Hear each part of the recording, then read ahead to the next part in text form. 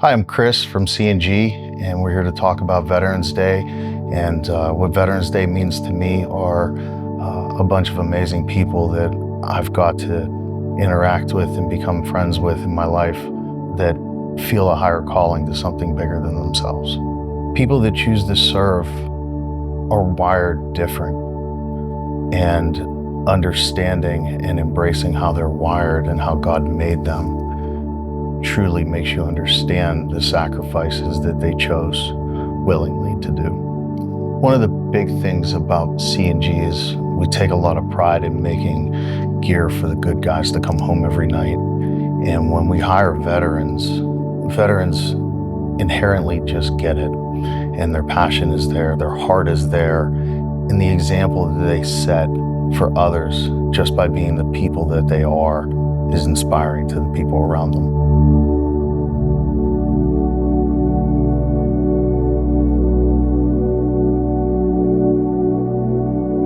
Hello, my name is Kevin Boyd. I was in the United States Marine Corps for a little under 12 years. I rose to the rank of gunnery sergeant, which is an E7 in the Marine Corps. I had split time from active duty time and reserve time.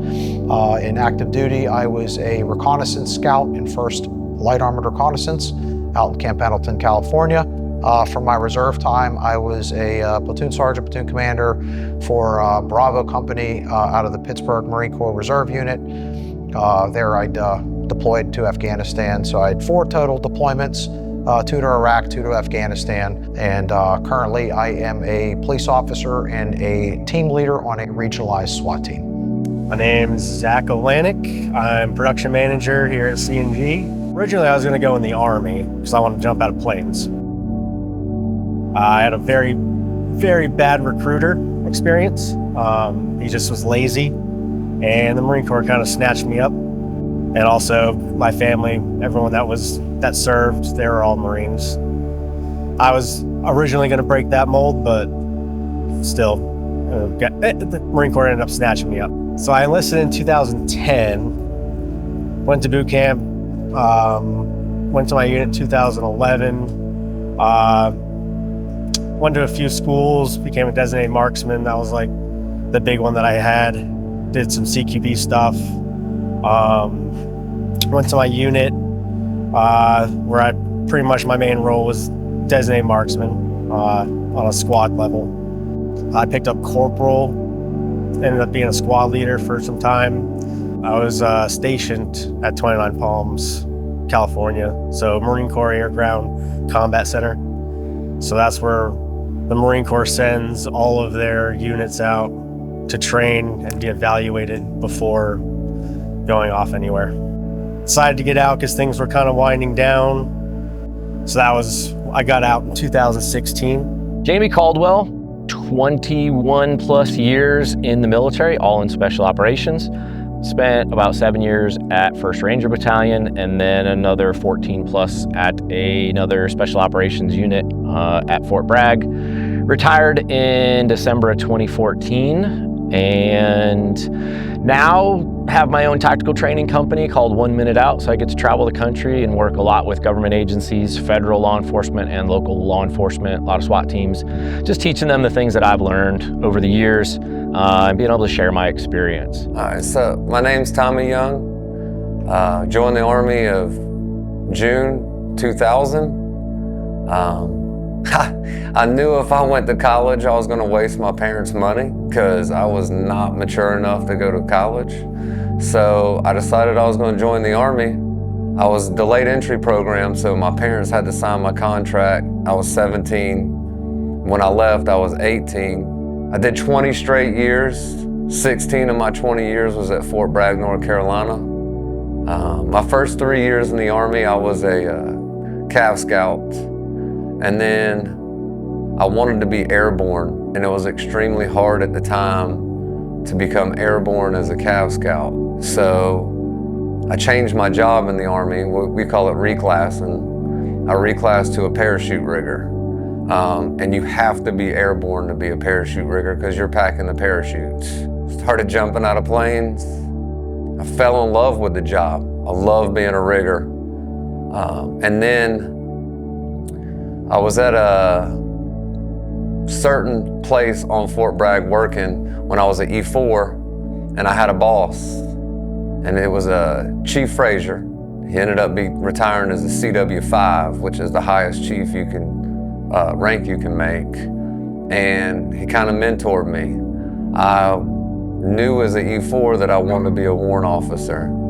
I did not want to be enlisted my whole career because I love the warrant officer aspect of the job. You're like the subject matter expert. You got to know all the manuals, the ins and the outs of that field, from, you know, dropping trucks out of back of planes to people jumping out of back of planes. So I really love what warrant officers do in our field. So I dropped the warrant packet because Chief Frazier inspired me to become a warrant officer. And then I retired as a CW2 out of the Army in 1 July 2020. So I did 20 straight years in the Army. And then I've been retired for 5 years now. And now I work for C&G Holsters. So my name is Dustin Hurd. I spent 4 years in the Marine Corps. I'm a 0331 machine gunner, secondary 8152 security forces. I was with 1st Fast out of Norfolk, Virginia. So my father's buddy was a Green Beret at Fort Bragg, and every time that he would gain a rank, he would send me all of his old lapel pins for his old rank, for the former rank that he was. He would send me some of the camouflage utilities from the Army and different things. And so I grew up receiving this stuff, and I wanted to go do it myself. And whenever it came time to join the military, I had to pick a branch, and I chose the Marine Corps. So I went through MCRD San Diego, Marine Corps Recruit Depot. From there, I went to the School of Infantry in Camp Pendleton. And then after I finished up all my schooling from becoming a basic infantry Marine, I went out to Norfolk, Virginia, and I was stationed with 1st Fast for about 2.5 years. And then after I finished that up, I went down to Camp Lejeune for 2nd Battalion, 8th Marines, and caught the Afghanistan deployment with them, and then came back and got out. You know, Veterans Day is November 11th and was originally called Armistice Day. I don't think a lot of people know that, maybe. Now you could Google it and find it out, but it was celebrating the end of World War I. Well, then after the completion of World War II and other conflicts that we had, it was then changed over to Veterans Day to honor all veterans instead of just, you know, the ones from World War I. So it is a holiday that honors all veterans, whether they served in war or peacetime. Veterans Day is different for me and my guys because on Veterans Day in the Battle of Fallujah, we had 2 of our guys get killed. So for me, Veterans Day is Sam and Kyle's day, not necessarily just Veterans Day specific. So for me, I always make sure I take the day off and enjoy myself, do something I enjoy, you know, go out to eat, have a cigar, one of those kind of things. So for me, Veterans Day is, I'd say, a lot more indifferent than normal people would observe it. As a kid growing up with a stepdad who's retired military, an uncle who's retired military, I didn't really understand the meaning behind Veterans Day. After being in the Army for 20 years, I completely understand it now. It means a lot to me. Just the sheer sacrifice that soldiers, sailors, airmen, everybody makes, Marines, to defend this country. And there's a day that we get to celebrate everybody that's done that for this country. I've been all over the world, literally all over the world, and America is the best country I've ever been in my life. Just the sheer opportunities that you get here. And veterans and active military are the reason for a lot of that. So that's just how I feel. It's a very important day to me. You know, when you're a kid, it's kind of like a day out of school. You know, you don't really understand the meaning, but now that I was in for 20 years, I completely understand the meaning. So I think the most memorable thing for me from my service was getting to go all the different places that I went, see all the different things, and experience just a different lifestyle than anybody else would ever lead. Time I got to go to the designated marksman school. I was really lucky to go to that. Kind of had some good leadership back then. They sent us to a lot of really good schools. And then literally right after that, where I was going to a school where we shot every single day for about 2 months. It was right next to, it was on a base called Dam Neck, which is right outside Virginia Beach. And that's where the SEALs development group, so SEAL Team 6. And then ended up going from there after graduating that, went to CQB school, which was probably about an hour south of that, for another about month and a half, 2 months. And probably the most fun I had in the Marine Corps.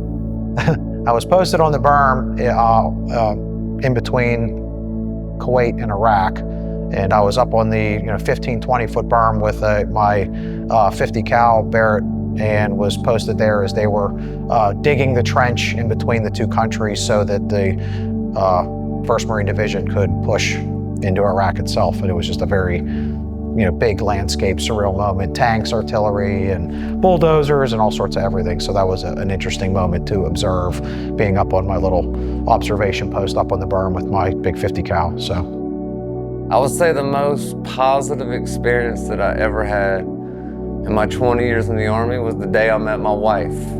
Because my wife was in the Army too. And funny story I tell everybody is I never had met her. And the first time she spoke, I looked at a friend of mine, I was like, I'm marrying that girl. So I think the greatest day of my military career was the day I met my wife. So whenever you join the military, you grow up. Most kids at the age of 18, 19 years old, they're still living with their parents, doing different things. And whenever I joined the military, I had no choice but to mature at a fast rate. I joined in 2000, and then 9/11 happened. And from 9/11 on, the rest of my military time was deploying and everything else. Made me more flexible, more malleable. Made it easier to not sweat the small stuff. I'd say that it made me into the person that I am today, and through my skills, my life experience, my leadership, and just the training that I have gained from the military has very easily segued into the civilian side and what I do for a living on a regular basis. So my service changed me as a person. It made me appreciate the United States of America way more than I think I ever would. I think when you're younger, you take it for granted. You don't understand how great this country is as a whole. After serving in the military, it changed my outlook on the United States to where I don't take it for granted anymore.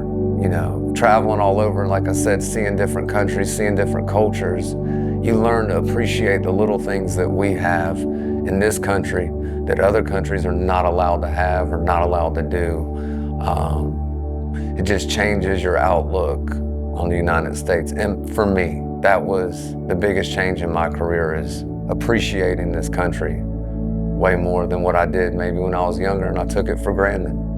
So brotherhood that you get from the military is, yes, you're not related by no means to these people, but a lot of the guys that you work with end up becoming closer than your blood relationships, because you go overseas, you share the terrible experiences, you share the great experiences, and that's what builds the relationship. It's relationships, as far as military, are forged. They're just not created. It's forged through the good times and bad times. What made me realize why I love the military so much was the camaraderie, the brotherhood. When you do 5 years, 3 years, 20 years, it doesn't matter how long you do, you form a bond with other soldiers and other people in the military to the point to where you know that if something pops off, they're gonna have your back. Like, you are literally putting your life in their hands if something was to happen. So that bond is unique. It's different. It's different than having a best friend that you went to school with or whatever. It's not wrong or whatever, it's just different. The biggest thing that I noticed when I retired though is you miss the camaraderie. You miss the brotherhood. Some days it was terrible, some days it was amazing. You just miss it. You know, nobody's calling you anymore for work-wise. You know, you still talk to some of them when you get out, but I think that's the biggest thing I miss is the camaraderie and the brotherhood. I think the thing that I'm most proud of for my country is that I was willing to go do whatever it took for the benefit of our nation. Spent 4 years active duty and got out underneath honorable conditions. So to me, being able to go serve the country, go fight for the country is what I appreciate the most. You know, growing up in the country thinking it's the best country in the world, maintaining that any way possible, and just doing whatever needs to be done. I am most proud of the deployments that I went on, the guys that I was able to serve with, the guys I was able to lead, my combat deployments, my time in Iraq, my time in Afghanistan, the Marine Corps experience that I got the full spectrum of, you know, just deployments and training and combat and, you know, all the I guess exciting stuff, so to speak. So I'm most proud that every goal I set for myself in the military, I achieved. I didn't always get it the first try, but every single goal I set for myself in the military, I got. I wanted to be a warrant officer. That was a goal I set, and I got it. I didn't get it the first try. You know, I got looked at 3 times before I got picked up, but it was a life lesson that I teach my kids too. No matter what you want in life, you can get it if you're willing to sacrifice and work for it in this country. And that's why I tell you this is the greatest country in the world, because it is. Because of that statement, in my opinion. Anything you want to do, you can do. If you get knocked down, for me, I got knocked down twice. I was told, no, you're not packet's not good enough to become a warrant. And then I didn't give up. I knew what I wanted, and the 3rd time I got selected. So I feel like it's a life lesson too, even if you're not in the military, you know. If you want it and you're willing to sacrifice and do what it takes, go for it. I mean, that's why we're here. That's why this country is great. You can do whatever you want if you're willing to put the work in, but you gotta be willing to put the work in. something that could be applicable for all like walks of life is if I have to be there at 9 o'clock in the morning, you should be there at 8:40 or 8:45, because if you're early, you're always prepared, and you can always, if the mission changes or something different, then you always have time to do so. And there's too many people that like ride by the seat of their pants that are like on time or always late in that manner. So I'd say that was something that I guess a word of wisdom. I'd say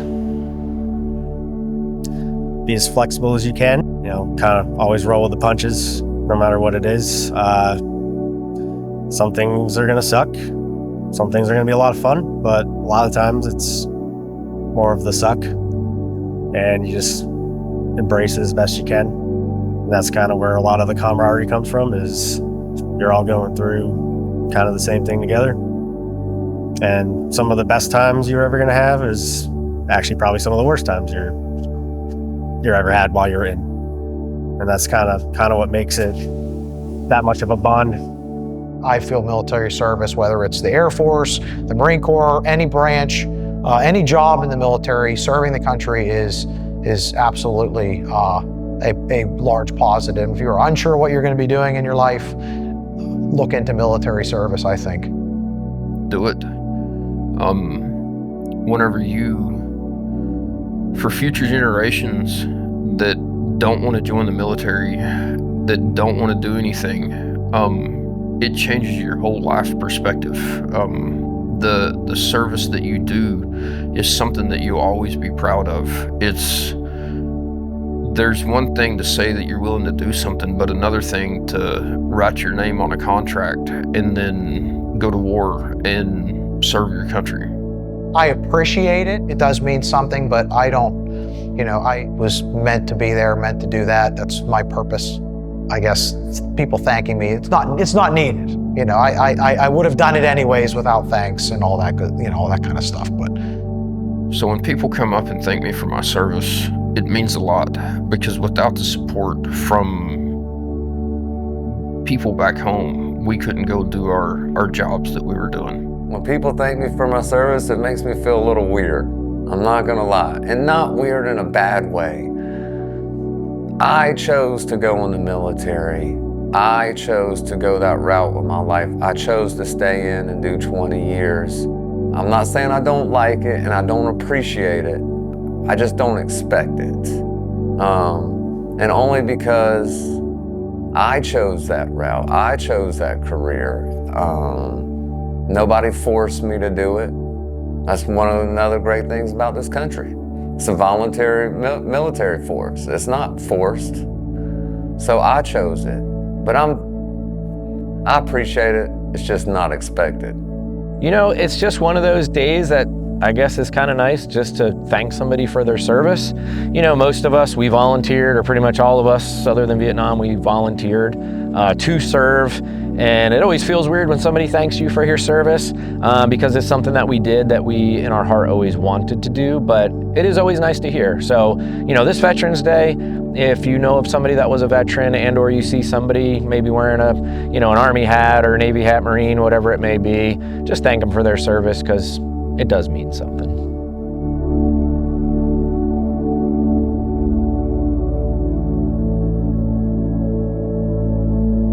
So the message I would like to share to my fellow veterans is, yes, we've all been home for whatever length of time, but our fight is not over.